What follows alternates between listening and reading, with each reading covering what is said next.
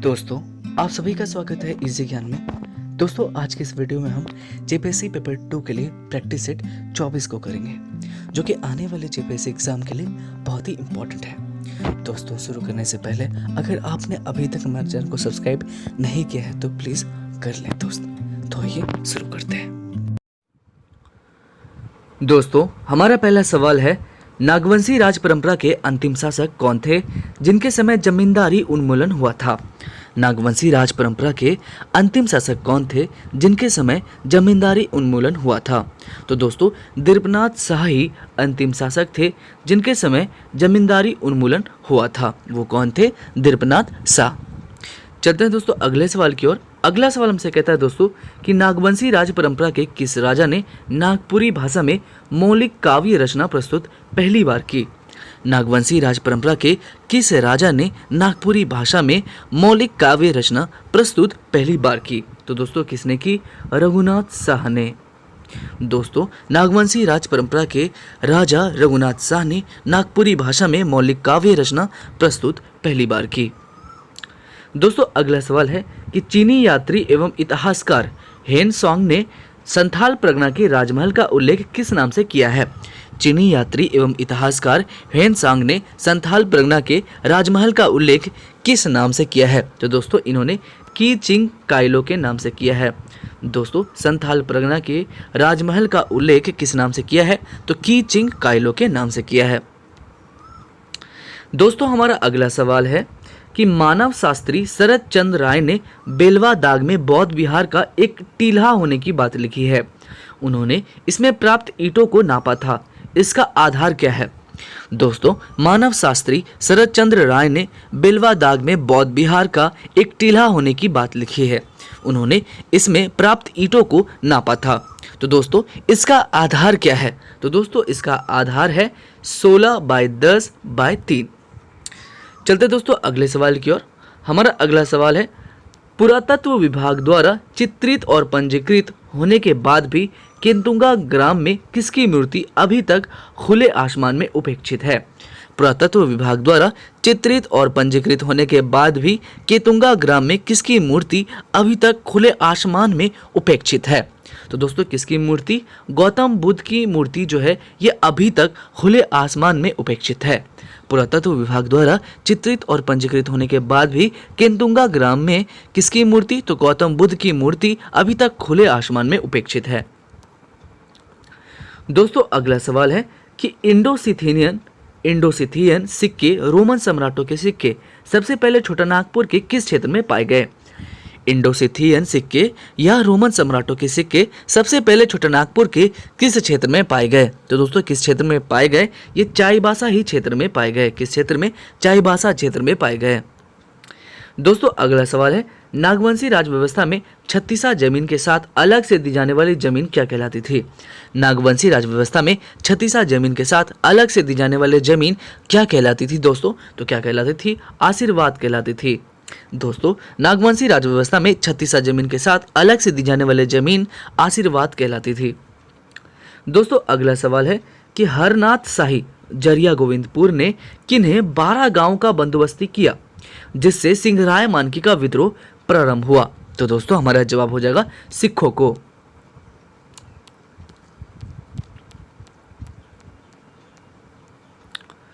दोस्तों, हमारा अगला सवाल है कि जब 1855 में संथाल परगना नॉन रेगुलेशन जिला बना तो उसका मुख्यालय कौन रहा? जब 1855 में संथाल परगना नॉन रेगुलेशन जिला बना तो उसका मुख्यालय कौन रहा था दोस्तों? तो उसका मुख्यालय रहा था दुमका। कौन रहा था? दुमका। अगला सवाल है दोस्तों कि मुंडाओं ने 1797 ईस्वी में किसके नेतृत्व में विद्रोह कर अंग्रेजों को परेशान किया था? मुंडाओं ने 1797 ईस्वी में किसके नेतृत्व में विद्रोह कर अंग्रेजों को परेशान किया था? तो दोस्तों, किसके नेतृत्व में? बिशुन मानकी के नेतृत्व में। मुंडाओं ने 1797 ईस्वी में बिशुन मानकी के नेतृत्व में विद्रोह कर अंग्रेजों को परेशान किया था। चलते हैं दोस्तों अगले सवाल की ओर। अगला सवाल हमसे कहता है दोस्तों कि नागवंशी राज में किस जमीन के जोतदार को राजा के 36 आदेश मानने पड़ते थे? नागवंशी राज में किस जमीन के जोतदार को राजा के 36 आदेश मानने पड़ते थे? तो दोस्तों, राजहंस राजहंस जमीन के जोतदार को राजा के 36 आदेश माने जाते थे, आदेश माने पड़ते थे। दोस्तों नागवंशी राज में राजहंस जमीन के जोतदार को राजा के 36 आदेश मानने पड़ते थे। दोस्तों अगला सवाल है कि छोटानागपुर संयुक्त संघ के किस अध्यक्ष ने 16 अगस्त 1956 को छोटानागपुर के कुछ इलाकों को बंगाल में मिलाए जाने का कड़ा विरोध किया था। छोटानागपुर संयुक्त संघ के किस अध्यक्ष ने 16 अगस्त 1956 को छोटानागपुर के कुछ इलाकों को बंगाल में मिलाए जाने का कड़ा विरोध किया था? तो दोस्तों सांसद रामनारायण सिंह ही हमारा जवाब हो जाएगा। दोस्तों छोटानागपुर संयुक्त के सांसद रामनारायण सिंह ने 16 अगस्त 1956 को छोटानागपुर के कुछ इलाकों को बंगाल में मिलाए जाने का कड़ा विरोध किया था। दोस्तों हमारा अगला सवाल है कि एकता की कमी और अपने ही साथियों द्वारा किया गया भीतरघात संबंधी किस राजनीतिक नेता ने झारखंड आंदोलन की असफलता पर कहा था?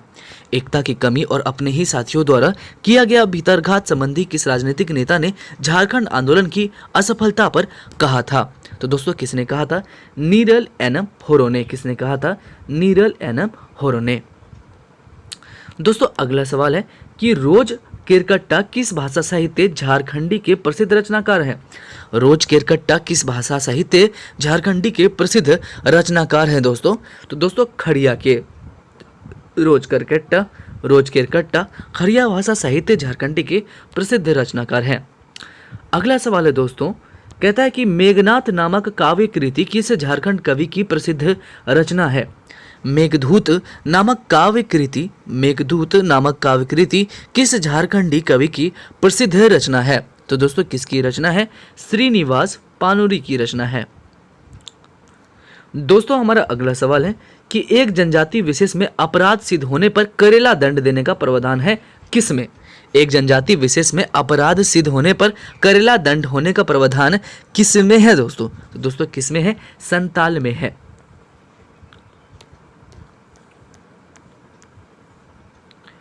दोस्तों हमारा अगला सवाल है कि पहाड़िया जनजाति की पारंपरिक शासन व्यवस्था का बड़ा अधिकारी कौन होता है? पहाड़िया जनजाति की पारंपरिक शासन व्यवस्था का बड़ा अधिकारी कौन होता है दोस्तों? तो नाइब होता है। कौन होता है? नाइब ही पहाड़िया जनजाति की पारंपरिक शासन व्यवस्था का बड़ा अधिकारी होता है। अगला सवाल है दोस्तों कि हो जनजाति समुदाय में कौन धार्मिक पर्व त्योहार की पूजा पाठ तथा सामाजिक कार्य को संपन्न कराता है? हो जनजाति समुदाय में कौन धार्मिक पर्व त्योहार की पूजा पाठ तथा सामाजिक कार्य को संपन्न कराता है? तो दोस्तों कौन संपन्न कराता है? देवरी ही संपन्न कराता है। अगला सवाल है दोस्तों कि किस जनजातीय नेता ने ग्राम रक्षा दल का गठन कर डाकू भगाओ अभियान चलाया था, जिसे चोर काटो अभियान भी कहा गया है? किस जनजातीय नेता ने ग्राम रक्षा दल का गठन कर डाकू भगाओ अभियान चलाया, जिसे चोर काटो अभियान भी कहा गया है? तो दोस्तों किसे कहा गया है चोर काटो अभियान? तो दोस्तों बागुन सुमरई। ठीक है, बागुन सुमरई नेता ने ग्राम रक्षा दल का गठन कर किसने किया गठन? तो बागुन सुमरई ने किया है। ग्राम रक्षा दल का गठन कर डाकू भगाओ अभियान चलाया, जिसे चोर काटो अभियान भी कहा गया। ठीक है, किसने चोर काटो अभियान चलाया? तो बागुन सुमरई ने। अगला सवाल दोस्तों कि झारखंड की समरगाथा नामक पुस्तक के लेखक कौन है? झारखंड की समरगाथा नामक पुस्तक के लेखक कौन है दोस्तों? तो इसके लेखक है शैलेंद्र महतो। कौन है? शैलेंद्र महतो ही झारखंड की समरगाथा नामक पुस्तक के लेखक हैं दोस्तों। चलते हैं दोस्तों अगले सवाल की ओर। अगला सवाल हमसे कहता है दोस्तों कि झारखंड के आदिवासियों के बीच नामक किताब किसके द्वारा लिखी गई थी? झारखंड के आदिवासियों के बीच नामक किताब किसके द्वारा लिखी गई थी? तो दोस्तों ये लिखी गई थी वीर भारत तलवार के द्वारा। किसके द्वारा? वीर भारत तलवार के द्वारा। अगला सवाल है दोस्तों अगला सवाल है कि सूर्य सिंह बेसरा की कौन सी पुस्तक सर्वाधिक चर्चा में रही? सूर्य सिंह बेसरा की कौन सी पुस्तक सर्वाधिक चर्चा में रही? तो कौन सी पुस्तक दोस्तों? तो झारखंड आजसू और मैं। झारखंड आजसू और मैं ये पुस्तक सूर्य सिंह बेसरा के द्वारा लिखी गई थी, जो सर्वाधिक चर्चा में रही। दोस्तों हमारा अगला सवाल है कि 30 दिसंबर 1978 को 17 संताली महिलाओं के साथ सीआरपीएफ ने सामूहिक दुष्कर्म किया था, जिस पर 7 सांसदों ने प्रधानमंत्री को पत्र लिखकर ध्यान खींचा था। यह किस गांव से संबंधित है? दोस्तों 30 दिसंबर 1978 को 17 संताली महिलाओं के साथ सीआरपीएफ ने सामूहिक दुष्कर्म किया था, जिस पर 7 सांसदों ने प्रधानमंत्री को पत्र लिखकर ध्यान खींचा था। दोस्तों यह किस गांव से संबंधित है? ये बेलडीहा गांव से संबंधित है। किस गांव से? बेलडीहा गांव से संबंधित है। दोस्तों हमारा अगला सवाल है कि अटल बिहारी वाजपेयी, विश्वनाथ प्रताप सिंह और हेमवती नंदन बहुगुणा ने पड़िया सामूहिक दुष्कर्म को लेकर संताल परगना का दौर किया था, जिसमें 14 पुलिसकर्मी निलंबित हुए। यह 18 फरवरी 1988 की घटना है। इस समय बिहार के मुख्यमंत्री कौन थे? दोस्तों अटल बिहारी वाजपेयी, विश्वनाथ प्रताप सिंह और हेमवती नंदन बहुगुणा ने पड़िया सामूहिक दुष्कर्म को लेकर संताल परगना का दौर किया था, जिसमें 14 पुलिसकर्मी निलंबित हुए थे। यह 18 फरवरी 1988 की घटना है। इस समय बिहार के मुख्यमंत्री कौन थे दोस्तों? तो दोस्तों इस समय बिहार के मुख्यमंत्री थे भागवत झा आजाद। कौन थे? भागवत झा आजाद। अगला सवाल है दोस्तों कि 8 अगस्त 1987 को निर्मल महतो की जमशेदपुर में हत्या के बाद पुलिस जुल्म का कहर डुमरिया प्रखंड के छामडा गुट्टू गांव पर टूट पड़ा। यह किस आंदोलनकारी का गांव है? दोस्तों 8 अगस्त 1987 को निर्मल महतो की जमशेदपुर में हत्या के बाद पुलिस जुल्म का कहर डुमरिया प्रखंड के छामडा गुट्टू गांव पर टूट पड़ा। यह किस आंदोलनकारी का गांव है? तो दोस्तों यह किस आंदोलनकारी का गांव है? तो यह सूर्य सिंह बेसरा का ही गांव है। दोस्तों अगला सवाल है, जयप्रकाश नारायण के आंदोलन 1977 में बिहार विधानसभा से त्यागपत्र देने वाले पहले झारखंडी विधायक कौन थे? जयप्रकाश नारायण के आंदोलन 1977 में बिहार विधानसभा से त्यागपत्र देने वाले झारखंडी विधायक कौन थे? तो दोस्तों कौन थे झारखंडी विधायक? ये थे A.K. राय। दोस्तों अगला सवाल है, ताना भगत सर्वप्रथम किस राष्ट्रीय आंदोलन से जुड़े थे? ताना भगत सर्वप्रथम किस राष्ट्रीय आंदोलन से जुड़े थे? दोस्तों ये असहयोग आंदोलन से जुड़े थे। दोस्तों अगला सवाल है, बिहार विधानसभा में किस मंत्री ने झारखंड अलग राज्य का संकल्प पेश किया तो वह बिना संशोधन के पास हुआ? तो दोस्तों हमारा जवाब हो जाएगा जगतानंद सिंह के द्वारा। ठीक है, बिहार विधानसभा में जगतानंद सिंह ने झारखंड अलग राज्य का संकल्प पेश किया था तो वह बिना संशोधन के ही पास हो गया था। अगला सवाल है दोस्तों कि बिहार विधानसभा में जयपाल सिंह को कितने दिनों तक मंत्री पद धारण करने का सौभाग्य प्राप्त हुआ?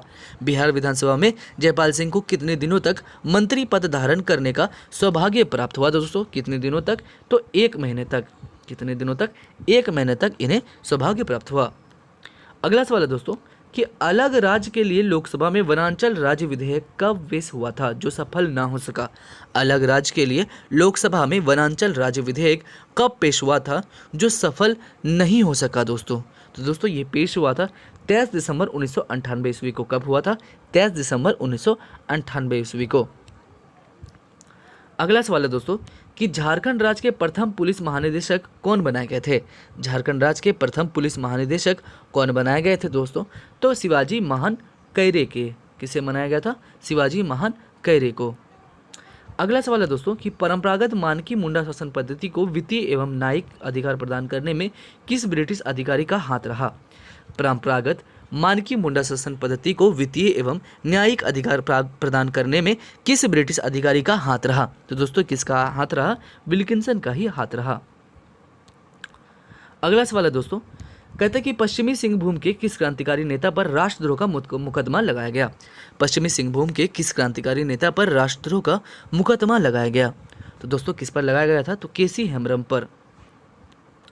अगला सवाल है दोस्तों कि नायक सूबेदार रामनारायण कालुंडिया राष्ट्रपति द्वारा पुरस्कृत ने सिंहभूम के किस डैम निर्माण में विस्थापन पर आंदोलन किया और पुलिस गोली का शिकार बना? तो दोस्तों ईचा डैम पर। अगला सवाल है दोस्तों कि मेमायर ऑफ ए बाइगोन एरा नामक पुस्तक में पीके देव ने किस गोलीकांड की चर्चा की है? तो दोस्तों इसने किस गोलीकांड की चर्चा की है? तो खरसावा गोलीकांड की चर्चा की है। अगला सवाल है दोस्तों, किस 2 जनजाति को झारखंड में वर्ष 2003 में अनुसूचित श्रेणी में रखा गया? किस 2 जनजाति को झारखंड में वर्ष 2003 में अनुसूचित श्रेणी में रखा गया? तो दोस्तों कंवर एवं कोल को। दोस्तों अगला सवाल है कि डेबर मिशन ने कितनी जनजातियों को आदिम जनजाति झार में रखा था? तो दोस्तों कितनी जनजातियों को आदिम जनजाति झार में रखा था दोस्तों? तो दोस्तों कितनी जनजातियों को? 7 जनजातियों को। अगला सवाल है दोस्तों, कहता है कि कोम्पाट तथा नागपुरी किस जनजाति का उपभेद है? कोम्पाट तथा नागपुरी किस जनजाति का उपभेद है दोस्तों? तो ये किस जनजाति का उपभेद है? तो मुंडा जनजाति का ही उपभेद है। अगला सवाल है दोस्तों कि किस जनगणना में बंजारा को अनुसूचित जाति से हटाते हुए जनजाति को अनुसूची में शामिल किया गया? तो दोस्तों 1941 में 1941 जनगणना में बंजारा को अनुसूचित जनजाति से हटाते हुए जनजाति को अनुसूची में शामिल किया गया। अगला सवाल है झारखंड की पहली राजभाषा कौन सी है? झारखंड की पहली राजभाषा कौन सी है दोस्तों? तो हिंदी ही झारखंड की पहली राजभाषा है। अगला सवाल है किस जिले की 4 महिलाएं कोहबर एवं सोहराय कला का प्रदर्शन करने 2004 में ऑस्ट्रेलिया गई थी? तो दोस्तों कहाँ की थी वो? तो हजारीबाग की थी। अगला सवाल है दोस्तों, अगला सवाल हमसे कहता है कि जदुरा नामक नृत्य किस जनजातीय समाज की विशेषता है? जदुरा नामक नृत्य जो है, जदुरा नामक नृत्य गीत जो है ये किस जनजातीय समाज की विशेषता है? तो किस जनजातीय समाज की विशेषता है? तो उड़ाव जनजातीय समाज की विशेषता है। अगला सवाल है दोस्तों कि मांदर नामक वाद्य यंत्र की श्रेणी क्या है? मांदर नामक वाद्य यंत्र की श्रेणी क्या है दोस्तों? तो मांदर नामक वाद्य यंत्र की श्रेणी है अवंधवाद। क्या है? अवंधवाद। अगला सवाल है दोस्तों कि डोयोर नामक नृत्य परंपरा किस जनजाति से संबंधित है? डोयोर नामक नृत्य परंपरा जो है ये किस जनजाति से संबंधित है दोस्तों? तो किस जनजाति से? खड़िया जनजाति से ही यह संबंधित है। अगला सवाल है दोस्तों कि किस वर्ष गणतंत्र दिवस का बहिष्कार करते हुए आजसू एवं जेएमएम ने काला बिल्ला लगाने का आह्वान किया था? किस वर्ष गणतंत्र दिवस का बहिष्कार करते हुए आजसू एवं जेएमएम ने काला बिल्ला लगाने का आह्वान किया था? तो दोस्तों किस वर्ष किया था? तो 1986 में ही। अगला सवाल है दोस्तों कहता है कि इनमें से कौन जनजातीय समाज के आभूषण नहीं है? इनमें से कौन जनजातीय समाज के आभूषण नहीं है दोस्तों? तो बिछिया है जो जनजातीय समाज के आभूषण नहीं है। अगला सवाल है दोस्तों किस जनजाति की बोली को कोराटी नाम से जाना जाता है? दोस्तों किस जनजाति की बोली को कोराटी नाम से जाना जाता था? तो दोस्तों किस जनजाति की? तो बिरिजिया जनजाति की। बिरिजिया जनजाति की बोली को कोराटी नाम से जाना जाता था। अगला सवाल है कि भूगतबंधा शब्दावली का व्यवहार किस क्षेत्र में होता था? भूगतबंधा शब्दावली का व्यवहार किस क्षेत्र में होता है दोस्तों? किस क्षेत्र में होता है? काश्तकारी अधिनियम क्षेत्र में। अगला सवाल है कि छोटा नागपुर काश्तकारी कानून किस राज्य के दफा 1 का नकल है? छोटा नागपुर काश्तकारी कानून किस राज्य के दफा 1 का ही नकल है? तो दोस्तों बंगाल का ही दफा 1 का नकल है। दोस्तों अगला सवाल है मूल रूप से किस झारखंडी जनजाति के जमीन को बचाने हेतु छोटा नागपुर टेनेंसी एक्ट बना था? मूल रूप से किस झारखंडी जनजाति के जमीन को बचाने हेतु ही छोटा नागपुर टेनेंसी एक्ट बना था? तो दोस्तों किसे बचाने हेतु? मुंडा जनजाति को बचाने हेतु। मुंडा जनजाति के जमीन को बचाने हेतु ही छोटा नागपुर टेनेंसी एक्ट बना था। अगला सवाल है दोस्तों कि झारखंड में उलगुलान का संदेश गांव-गांव में देने के लिए क्रांतिकारी किस वृक्ष की डाली को काट कर घुमाते थे? तो दोस्तों झारखंड में उलगुलान का संदेश गांव-गांव में देने के लिए क्रांतिकारी किस वृक्ष की डाली को काटकर घुमाते थे? तो दोस्तों सखुआ वृक्ष की डाली को काटकर घुमाते थे। अगला सवाल है दोस्तों कि किस तरह के रैयत को जमीन का लगान नहीं देने पर बेदखल कर सीएनटी एक्ट दिया जा सकता है? किस तरह के रैयत को जमीन का लगान नहीं देने पर बेदखल कर सीएनटी एक्ट दिया जा सकता है? तो दोस्तों सिक्कमी रैयत को। अगला सवाल है सीएनटी एक्ट में बेकायमी रैयत किसे कहा गया है? सीएनटी एक्ट में बेकायमी रैयत किसे कहा गया है दोस्तों? तो दूसरे गांव के रैयत को कहा गया है। किसे? दूसरे गांव के रैयत को। अगला सवाल है दोस्तों कि खतियान में उल्लेखित बैठ खेता नामक जमीन पर जमींदारी के अलावा कौन इसमें हक पा सकता है? तो दोस्तों कौन पा सकता है? कोई भी नहीं पा सकता है। चलते दोस्तों अगले सवाल की ओर। अगला सवाल हमसे कहता है दोस्तों कि सीएनटी एक्ट में किस प्रकार की जमीन पर जोतकार से जीवन भर खेती करने के बाद मालिक द्वारा वापस ली जा सकती है? सीएनटी एक्ट में किस प्रकार की जमीन पर जोतकार से जीवन भर खेती करने के बाद मालिक द्वारा वापस ली जा सकती है? तो दोस्तों हिन हायत देन। हमारा जवाब हो जाएगा हिन हियात देन। दोस्तों अगला सवाल है कि दिए गए में से कौन जमीन के दस्तावेज से संबंध नहीं रखता है? दिए गए में से कौन जमीन के दस्तावेज से संबंध नहीं रखता है? तो दोस्तों कौन नहीं रखता है? मियाद ही जमीन के दस्तावेज से संबंध नहीं रखता है। अगला सवाल है किस स्थान को केंद्र बिंदु मानकर छोटा नागपुर काश्तकारी अधिनियम बना था? किस स्थान को ही केंद्र बिंदु मानकर छोटा नागपुर काश्तकारी अधिनियम बना था दोस्तों? तो किस खूंटी को ही केंद्र बिंदु मानकर छोटा नागपुर काश्तकारी अधिनियम बना था दोस्तों अगला सवाल है कि भेलवा फाड़ी नामक पूजा विधान का संबंध किस त्योहार से है? भेलवा फाड़ी नामक पूजा विधान का संबंध किस त्योहार से है दोस्तों? किस त्योहार से है? कर्मा त्योहार से है। अगला सवाल है दोस्तों कि जनजातीय समाज के रीति रिवाज में तपान का विशेष महत्व है, यह किससे आता है? तो दोस्तों यह किससे आता है? यह हड़िया से आता है। अगला सवाल है दोस्तों कि आदिवासी जनजीवन में लोटा पानी संबंधी रीति रिवाज किस संस्कार में देखा जाता है। आदिवासी जनजीवन में लोटा पानी संबंधी रीति रिवाज किस संस्कार में देखा जाता है दोस्तों? तो किस संस्कार में देखा जाता है? विवाह संस्कार में देखा जाता है। दोस्तों हमारा अगला सवाल है कि हिंदी संथाली शब्दकोश 1993 का प्रकाशन किसके सहयोग से हुआ था। हिंदी संथाली शब्दकोश 1993 का प्रकाशन किसके सहयोग से हुआ था दोस्तों? तो ये हिंदी विद्यापीठ देवघर के सहयोग से हुआ था। किसके सहयोग से? हिंदी विद्यापीठ देवघर के सहयोग से। अगला सवाल है दोस्तों कि बासंती कुजूर किस जनजातीय भाषा साहित्य की बड़ी रचनाकार है। बासंती कुजूर किस जनजातीय भाषा साहित्य की बड़ी रचनाकार है? तो दोस्तों हमारा जवाब हो जाएगा ऑप्शन नंबर ए, कुडुख। दोस्तों अगला सवाल है कि दिए गए में से कौन पुस्तक नागपुरी कहानी संग्रह है।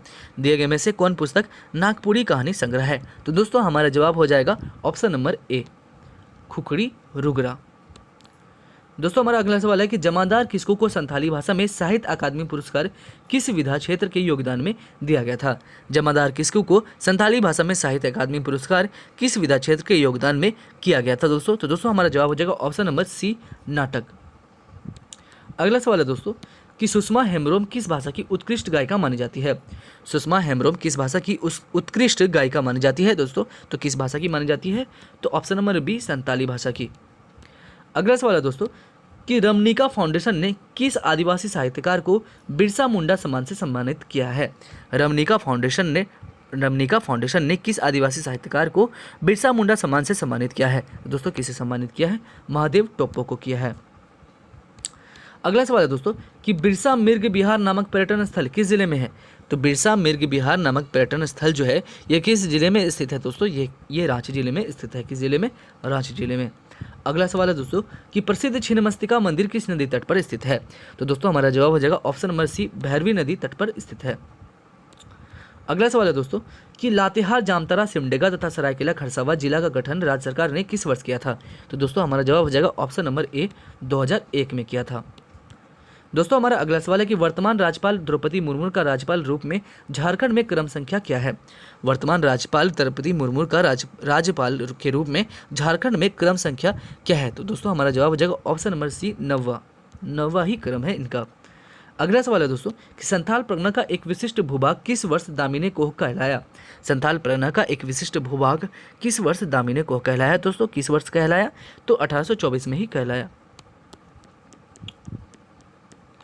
दोस्तों हमारा अगला सवाल है कि राष्ट्रपति ने किस पूर्व हॉकी खिलाड़ी को ध्यानचंद पुरस्कार से सम्मानित किया है। राष्ट्रपति ने किस पूर्व हॉकी खिलाड़ी को ध्यानचंद पुरस्कार से सम्मानित किया है दोस्तों? तो किसे सम्मानित किया है? सिलवानुस डुंगडुंग को। सिलवानुस डुंगडुंग को ही, ठीक है, यही पूर्व हॉकी खिलाड़ी हैं जिन्हें ध्यानचंद पुरस्कार से सम्मानित किया है। अगला सवाल है भूमिहीनों में भूमि वितरण एवं भूमि सुधार कार्यक्रम में तेजी लाने हेतु सरकार ने कौन सा अभियान चलाया है। तो दोस्तों हमारा जवाब हो जाएगा ऑप्शन नंबर बी, टोडरमल अभियान चलाया है। दोस्तों हमारा सवाल है दिसोम गुरु ने आंदोलन की अधिक उग्र बनाने के लिए कौन सा अभियान चलाया था। दिसोम गुरु ने आंदोलन को अधिक उग्र बनाने के लिए कौन सा अभियान चलाया था। तो दोस्तों हमारा जवाब हो जाएगा ऑप्शन नंबर बी, जंगल काटो अभियान चलाया था। अगला सवाल है आज़ादी के आसपास राज्य के किस हिंदी साहित्यकार को बड़ा साहित्यकार माना जाता था। तो राधा कृष्ण को ही बड़ा साहित्यकार माना जाता था। अगला सवाल है कि छुआ नामक खेल का प्रतीक चिन्ह शुभंकर किस वर्ष राष्ट्रीय खेल में उपयोग किया गया। तो किस वर्ष उपयोग किया गया? तो 34वें राष्ट्रीय खेल में उपयोग किया गया। दोस्तों अगला सवाल है कि पर्यटकों को आकर्षित करने वाला मंगोलिया पॉइंट किस जिले में स्थित है। तो मंगोलिया पॉइंट किस जिले में स्थित है दोस्तों? तो ये लातेहार जिले में स्थित है। अगला सवाल है कि आपको सही सुमेलित करना है।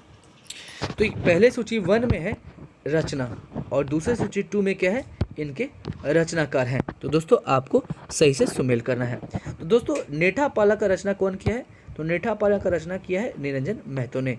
कपिला मंगल का रचना कौन किया है? तो राजेंद्र प्रसाद महतो ने। हिंदी संथाल शब्दकोश का रचना कौन किया है? तो केवल सोरेन ने। मौसमी राग का कौन किया है? तो जॉन लकड़ा ने। तो दोस्तों हमारा जवाब हो जाएगा ऑप्शन नंबर ए। अगला सवाल है दोस्तों कि झारखंड के सदान नामक पुस्तक की रचना किसने की है। तो झारखंड के सदान नामक पुस्तक की रचना किसकी है दोस्तों? तो किसकी है? यह है विश्वेश्वर प्रसाद केसरी की। अगला सवाल है किस वर्ष राजा दलेल सिंह ने बादाम से राजधानी हटाकर रामगढ़ को नई राजधानी बनाया था। किस वर्ष राजा दलेल सिंह ने बादम से राजधानी हटाकर रामगढ़ को नई राजधानी बनाया था? तो दोस्तों हमारा जवाब हो जाएगा ऑप्शन नंबर बी 1670 में। अगला सवाल है कि पद्मा को रामगढ़ राज्य की राजधानी बनाने में किस राजा का हाथ है? तो दोस्तों हमारा जवाब हो जाएगा option number C, Brahmadev Narayan Singh का हाथ है। अगला सवाल है कि स्वर्ण रेखा नदी पर बने हुंड्रू जलप्रपात की ऊंचाई कितनी फीट है? स्वर्ण रेखा नदी पर बने हुंड्रू जलप्रपात की ऊंचाई कितनी फीट है दोस्तों? तो कितनी फीट है? 320 फीट। दोस्तों अगला सवाल है धोवाई, टिपरा, पुसरो, भामरी, दौना नदी किसकी सहायक नदी है? धोवाई, टिपरा, पुसरो, भामरी, दौना नदी किसकी सहायक नदी है?